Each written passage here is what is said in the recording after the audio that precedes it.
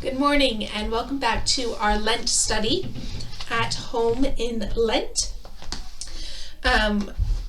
Today our object in the house is a pen.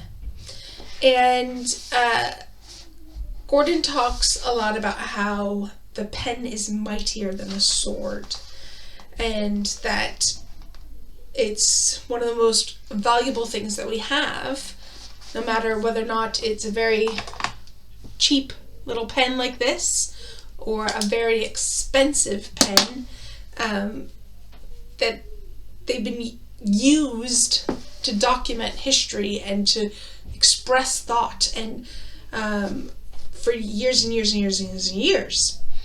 And he says that it was the armistice of 1918 and 1945 that were signed with a pen, as were the death warrants of Mary Queen of Scots, Charles I, as well the Tudor Acts of Succession, the Treaty of Versailles, and the formal notification of the UK's intention to withdraw from the EU.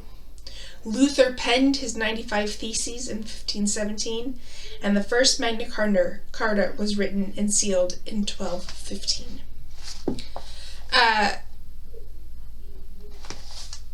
I love this idea of the power of the pen. I will unashamedly say that I do like the Netflix series Bridgerton, which is about sort of the scandalous gossip writer in the Georgian era who's writing these things, and you find out in the first series you don't know who the author is, but then you find out for the second one, and it's about her writing the scandals of the day and using her pen as a way of power for this person who doesn't feel very powerful in her day-to-day life.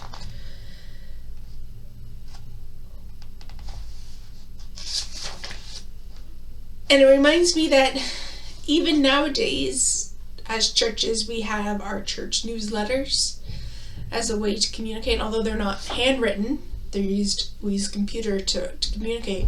It's that power of using the written word to communicate, to share what you're doing, to express what you're doing, to advertise. And Gordon uses the passage from Job. Oh, that my words were written down.